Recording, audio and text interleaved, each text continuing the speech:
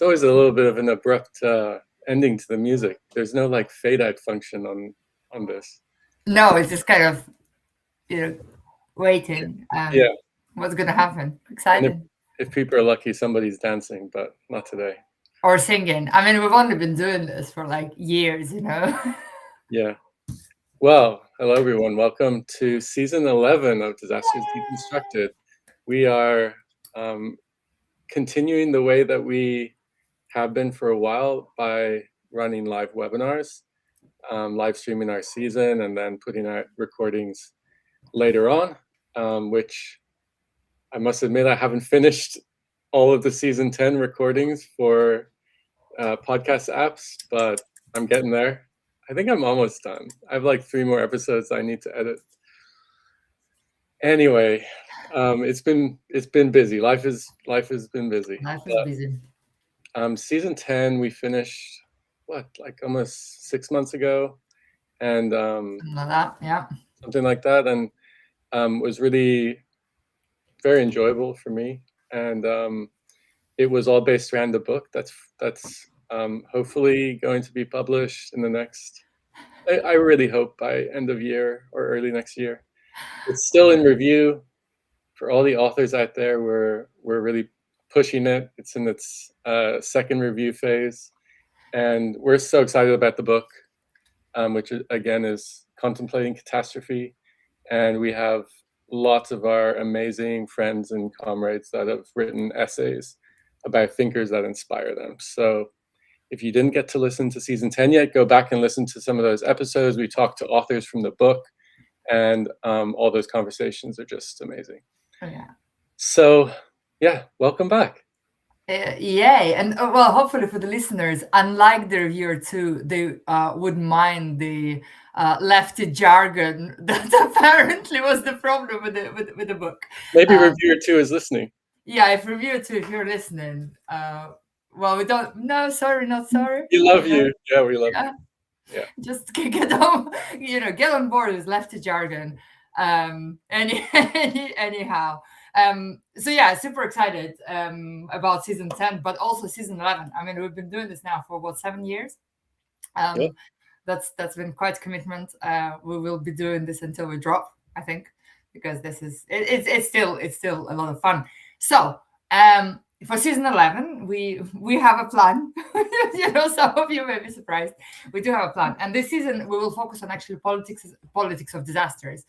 And I think it's kind of going back to where we started, right? Because when we started talking about this podcast, the main message we were trying to convey is that disaster is natural, kind of disaster is what we think, and of course our thinking has evolved over time, and we've spoken to so many people, and we really want to get to the kind of crux of the politics and the role of politics in disasters, and why we actually need to think about this. So we are structuring the season, I guess, somewhat different to kind of to previous seasons, but maybe also similar to an extent. So we're going to have 5 episodes in the next 2 months, every 2 week-ish. Then we're going to take a break just around the middle of the summer, and then we will be back again in the end of September for another 6 episodes, and maybe a Christmas special, because we missed a Christmas special last year, which was very sad. I'm sure you've all missed my terrible Christmas jokes. Jason definitely missed them. I can see it in his eyes. He's already looking at his calendar and blocking Christmas just so he's not available for this. I'm so busy. Yeah, so busy. I know, absolutely. But anyway, I'll see what I can do to get the Christmas special back. Indeed. So we'll see about that. So today, to get us going this season, we did invite 2 of our great friends who've been on with us before, and who have even co-curated with us. But one of our friends has been unable to get a good signal today, so Camillo's in the field, and he'll be back later in the season. We'll figure out how to get him back with us. But we do have Ricardo Fuentealba joining us today, and we're really happy to have him here. He's an assistant professor at the Instituto de Ciencias Sociales of the Universidad de O'Higgins in Rancagua, Chile. And his research expertise relates to socio-spatial inequalities, disaster risk governance, environmental conflicts, and political economy of development from a critical perspective. Ricardo co-curated season 6 with us when we were focusing on the voices of early career disaster scholars. So Ricardo, welcome back. Hey, Jason, Xenia. Nice to be here. Thanks so much for the invitation. Great to have you. Well, kind of back, I guess. All right, let's go straight into the tricky question. Well, we'll start with the kind of most obvious question that really led us to everything that we do to the season. What is a disaster for you? Yeah, I mean, good question. And this is probably the main question in our field. Like it's good that we're in a field that involves generally like questions about human, like a human part and also environmental part. So that's always exciting. And you can say, of course, like given the state of the world, like we are not short of examples of saying like this is a disaster and so on. And in this sense, I think the work of J.C. Gaillard, for example, and all this post-colonial criticism of disasters as something that it's universal, as if it's just one thing that applies everywhere, it's important. It's in my way of seeing it, however, it's more about like the more discursive element of disaster in the sense of who is saying it, who is what is doing the term in itself. Like when you declare something that it's a disaster or a crisis or an emergency, it's not neutral. It's doing something in the world. It's making some things happen and so on. And for me, and it's how I enter the field, I guess, it's always that disasters or whatever we call them or however we understand it, like they reveal something about our society in terms of power relations and about the kinds of inequality that exist in our society. So I guess like yeah, I mentioned like we have a lot of examples of disasters and so on, and I think if we say that everything is a disaster is sometimes a bit disempowering, like even from the perspective of left-wing politics, but also I tend to like I come from Chile and we have a government that got there saying that we need like an emergency government, we need to act, we need to do some stuff and so on. So I guess opening up, like unpacking these questions, unpacking these dimensions of disasters is always important. So I don't know. I guess for me, disaster is not one thing; it's many things, and it's always depending on who is saying it and what's the type of things that they want to do. Which I mean, it's like very social scientific answer, I would say. Like it depends. Yeah, the kind of answer that we love.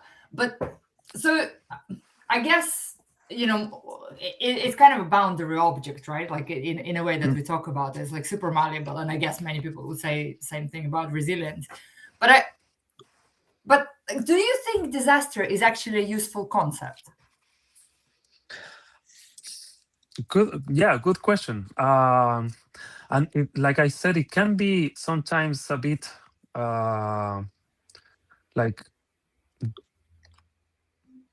it can be a bit it's stopping you from acting, like because you see like all this crisis, all these things happening in the world, and sometimes the concept in itself, like disaster, is too big to handle, the world. I guess academically you could say like you can draw like some boundaries and saying like this is a disaster and this is not and so on, but I guess what's important is what to do with that, and you can do something about of course, like we're in this agenda of trying to unpack the concept of disaster, and also understanding like the root causes of disasters and how disasters relate to actually like capitalist development and so on. So I guess it's interesting, but I mean it's important, it's useful to talk about disasters, but you have to reflect on it. You have to always take into consideration like what is really doing, and that's something that we all need to do. Like I'm thinking about community organizations, of course, and grassroots politics and activists and so on. Like sometimes saying that something is a disaster can really help in I don't know, transfer in building up more solidarity and so on. So I don't know. Yeah, no, I mean, I agree, and that's Jason and actually Camila and I have been kind of playing with this and writing about this recently, in a sense that obviously I think we kind of agree, right? Disaster isn't just like a sudden event, but then how do we communicate? There's also a process, so it's both an event and a process, and it kind of that framing. It is really quite complicated, I think, when it comes to explaining, right, and trying to particularly get the political agenda across.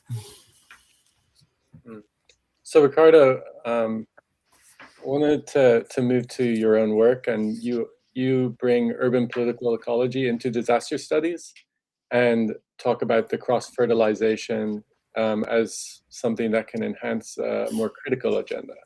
So I just wondered if you could tell us a bit more about your work and how you undertake that cross-fertilization. Yeah, thanks.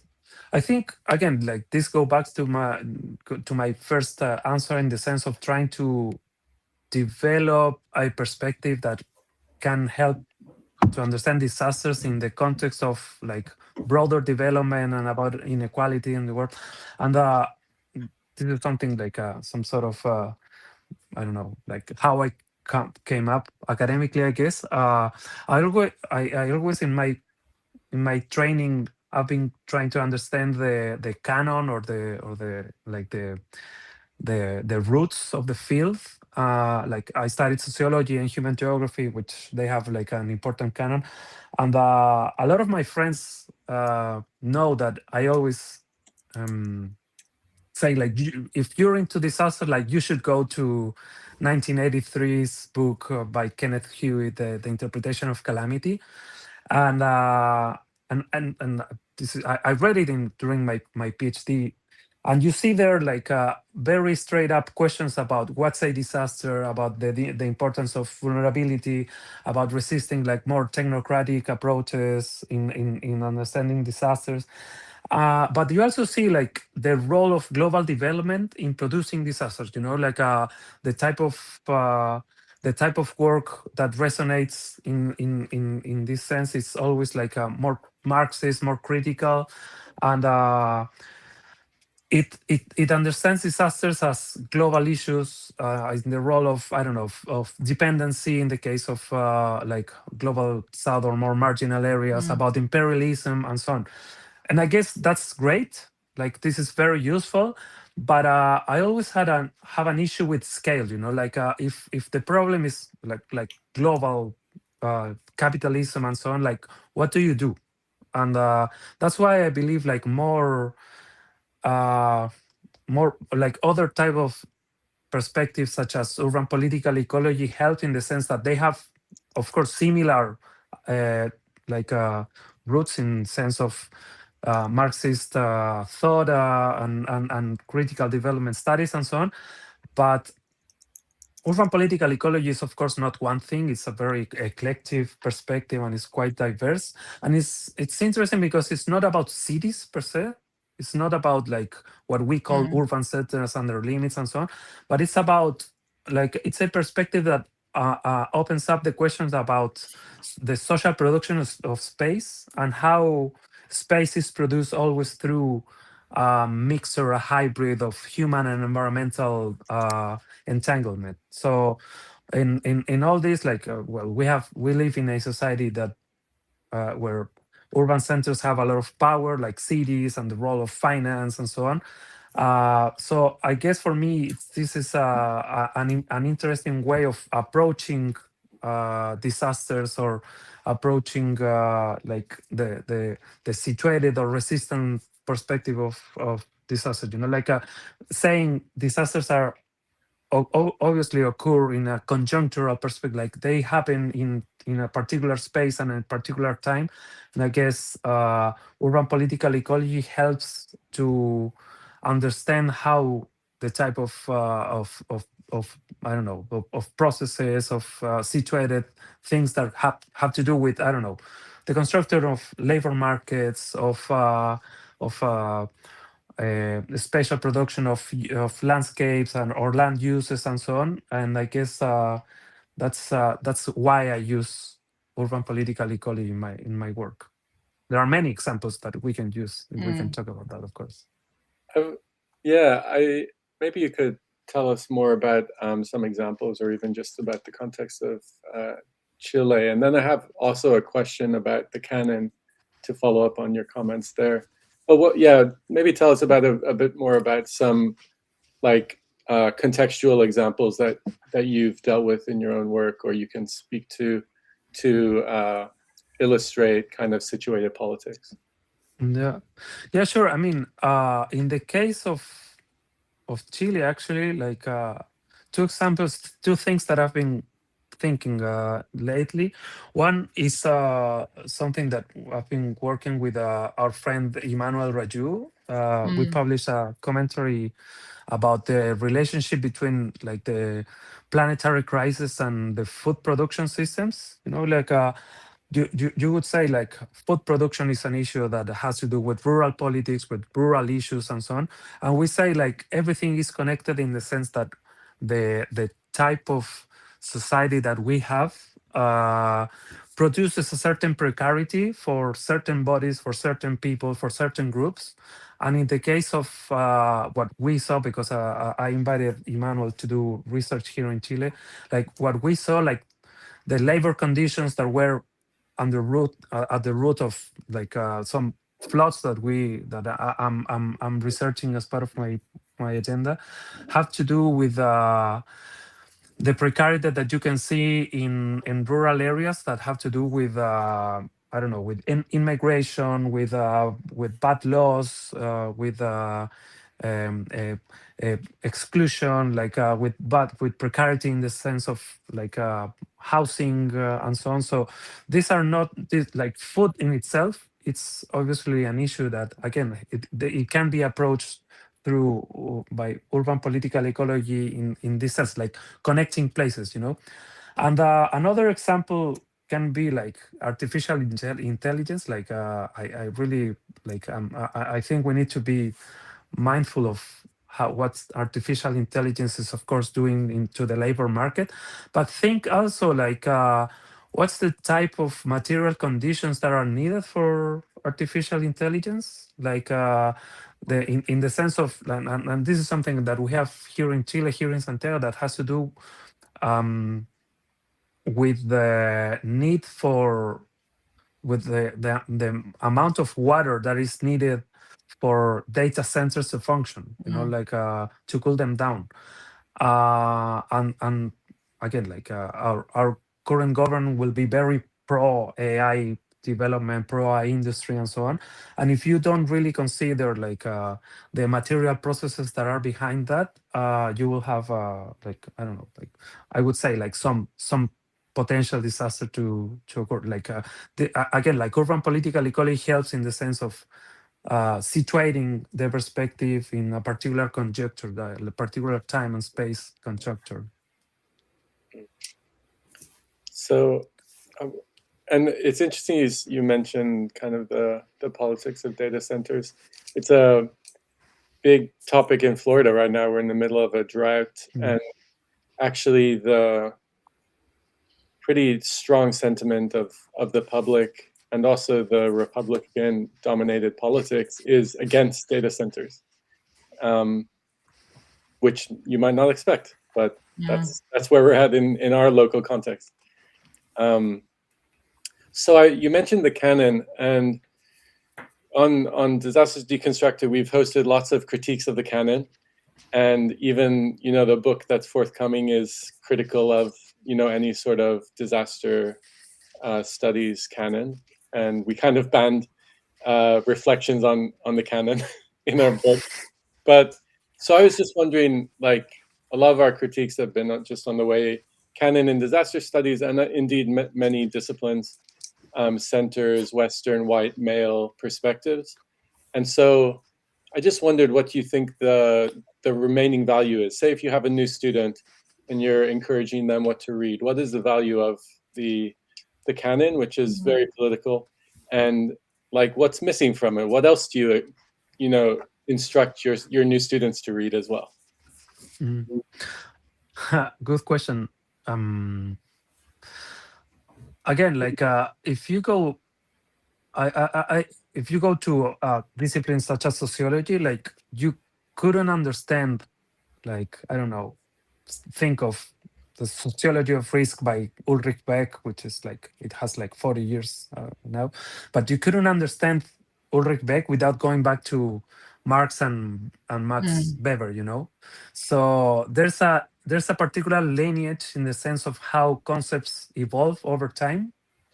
And from time to time, there are some jumps forward in the sense of things or moments in which we really need to improve and enhance the concepts and theories and so on, given the state of the world, I would say. So what we have witnessed in the last, I don't know, decade or 2 decades is basically like seeing scholarship that is more diverse, that is more like less white and less European centered and so on, which is an expression of how the logic of academic production has been shifting. Sometimes you get excellent, very like top level, excellent scholarship from, I don't know, Brazil, for example, which is a huge country, but sometimes it's like traditionally it was seen as a more marginal space, So I guess in our field, like I don't know, you still need to understand disasters by going back to, I don't know, the letters between Voltaire and Rousseau, but and also considering like Samuel Prince from the 1920s and Gilbert White.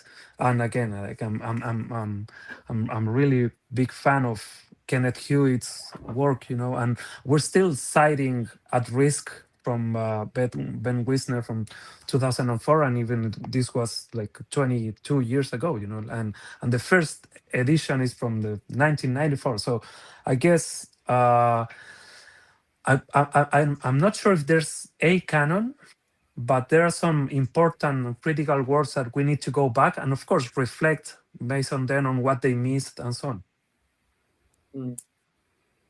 Yeah, sometimes I wonder how much is unique and how much is like sentimental or traditional, adherence to tradition.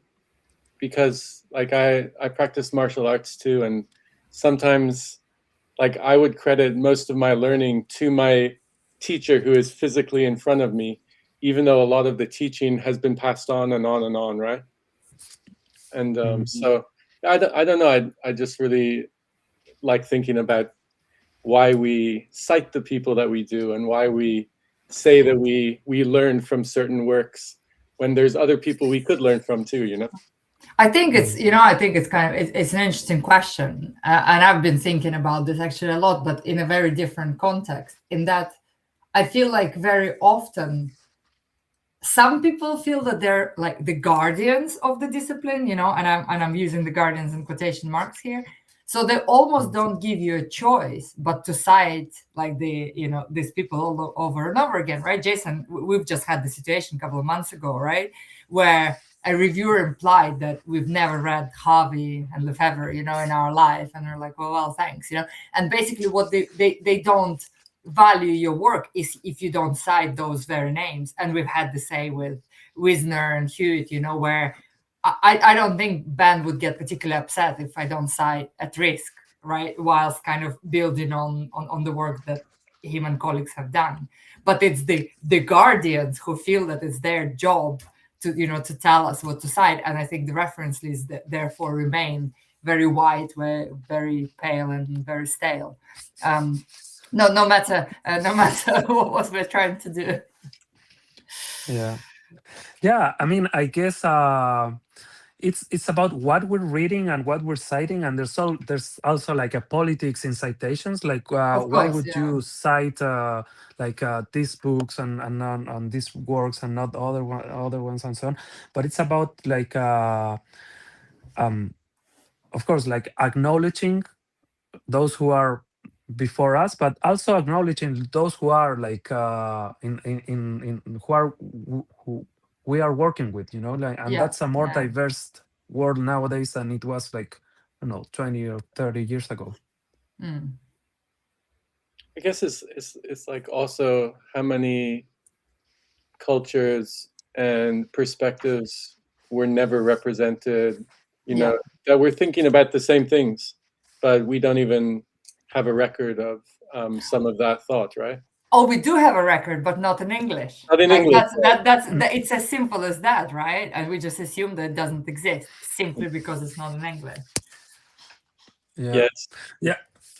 And I guess I'm in the wrong season here, but I like we're talking a lot about books, but I'm thinking about The Dawn of Everything by David Graeber and David Wengrow. Like, that's like, I mean, and those are two white guys, and sadly that David Graeber passed away and so on. But that's a very good way of rethinking our Western academia and Western scholarship based on what some indigenous and Aboriginal people were thinking.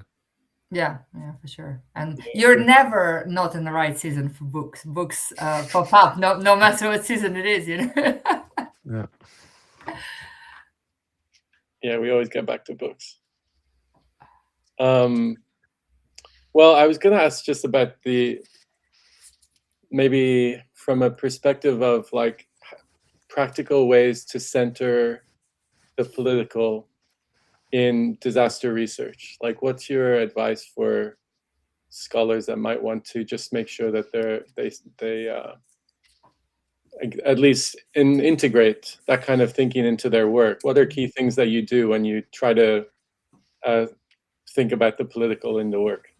And maybe to add a bit of spice there, for people that like are in contexts where that's dangerous to do, or like right now, we're, say, in the United States, we're being encouraged to depoliticize everything, right?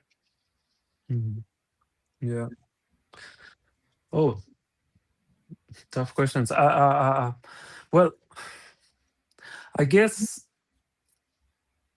and this is something that I spoke about with JC and Hang Tai when in the conversation paper that we published in the Journal of Disaster Studies. Back then we were thinking about what's the role of early career researchers into, like, what's the challenges and opportunities of early career researchers in embracing the spirit of the Disaster Manifesto, and some things that one thing that I mentioned there is about the privilege that sometimes we can have in the academia, like that our job is basically like work, like thinking and trying to solve things in the world and so on. And that privilege is always contingent.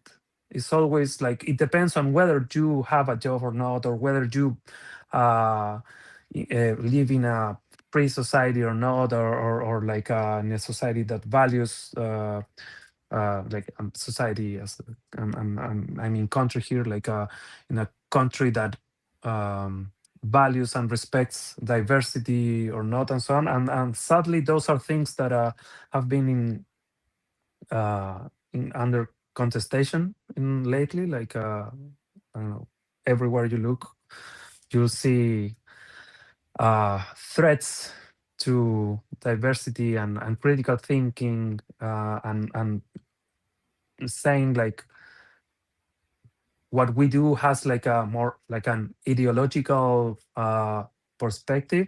But I think, like, even thinking about disaster studies in particular, like if they have like kind of, if they can be objective, or if they can be apolitical, is by itself an ideological position, which is nothing. I'm not saying nothing new here, like but there should be ways to reassess and to criticize this pretension of of objectivity in the and in the type of work that many of us are still doing, like again, like thanks to you, like you guys have been part of the no natural disasters discourse, like have been trying to move it out of the academic field, like out of the university and so on.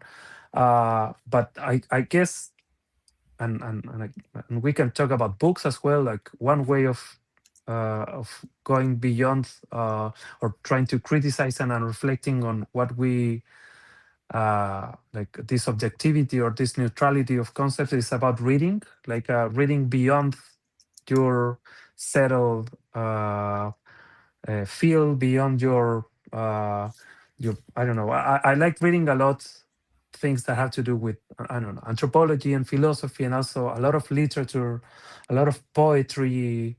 Well, not so much poetry. I should read more poetry, even especially coming from Chile. But I think in reading that kind of stuff, you can really try to um, like reconfigure your mind to understand how you are.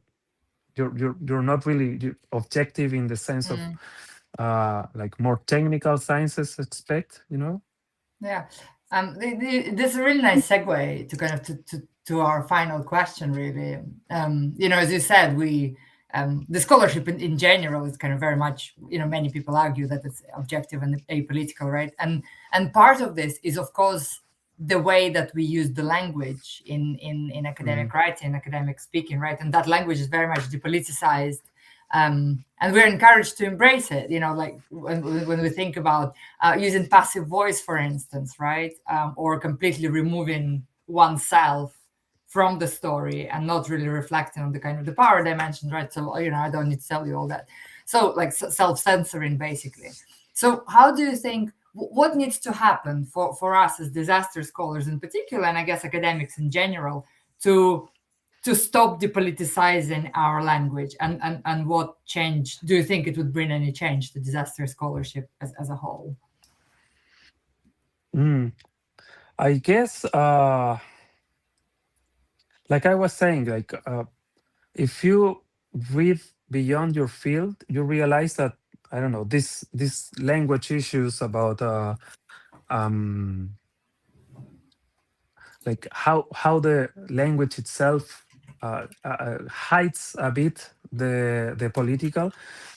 You can see that there are many other fields that don't have that issue. Like I don't know. I'm of course I'm thinking here about anthropology, which for centuries it has been or for many decades has been quite reflective in the sense of positioning the researcher into the things that it's researching, you know, like and it's about a first person perspective, and it's not like a like the relationship between who researches and who what is researched is not really like a big distance.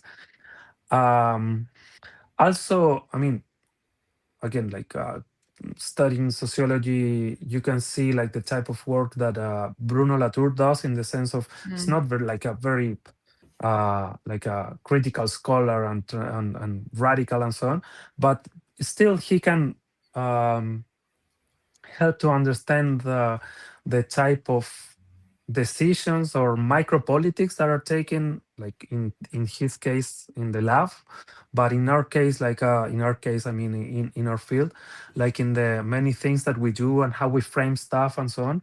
And in that sense, I guess one of the things that we can do, and perhaps in some point going back to the question about canon, it's about trying to work with others, trying to collaborate more and work, especially with people that can help you, that can guide you. I always go back to the season 6 and the context of in the context of the disaster prevention and management special issue that we co-edited, and I remember the very nice and nurturing mentorship that we had from many like more settled scholars in our field. I don't know, like I've been in touch with you, Xenia, of course, but also with Christine Eriksen. We still work together with Emmanuel, with JC, and so on. So there's some there are many lessons that we can get also from our, I don't want to say elders, but from people that are more that have been there for longer than we are. Yeah, that fine line between early career researcher and elder, you know. Yeah, and I've been in discussions with JC about like for how long I'm going to use the early career researcher name, like description, Oh, and yeah. I feel a bit like I'm going to stop using it soon, you know, like I'm probably once I have my own PhD students and so on. I don't have any, so I like that criterion. yeah. Ricardo, I just had a follow-up on language about, often it's just from my positioning, I have a lot of freedom to like use a language whatever I wish in my scholarship, but when it comes to proposals to like engagement in public, like working in the media, I feel like I have a lot more risk in the language, depending on the political context at the time. And often the thing like front of mind, especially when you have maybe students and staff members that are funded by different sponsors and you're looking to get more grants, right, to sustain the programs, it becomes very like tangible risk, right?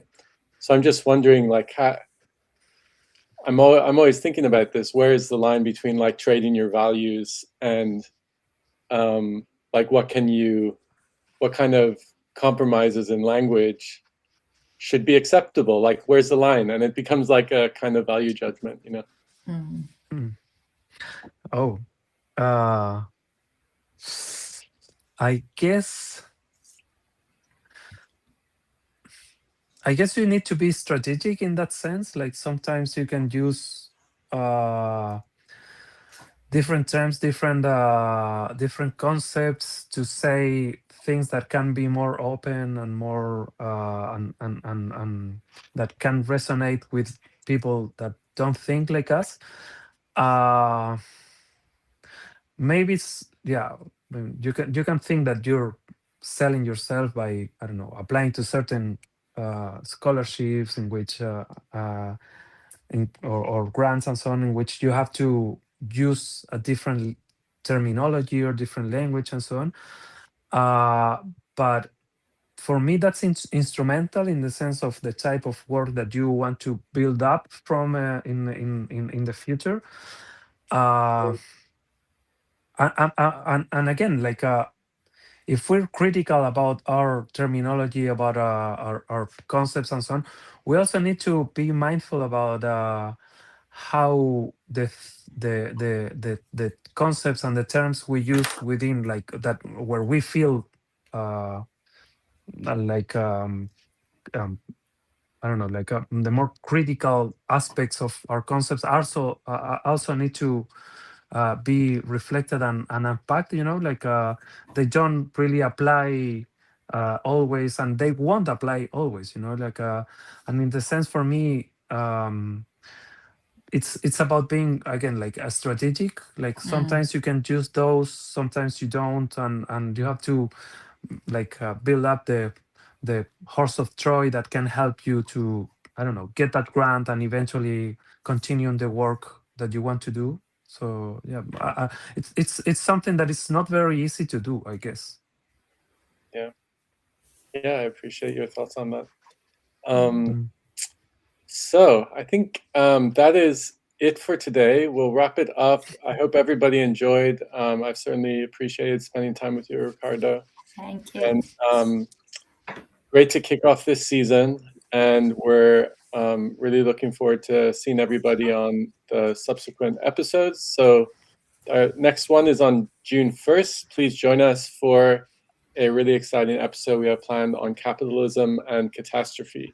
We're looking forward to it. So thanks everybody for tuning in. See you Nice. next time. Thanks, Ricardo. Thanks, Senya. Bye. Thanks so much. Take care. Bye bye. Bye.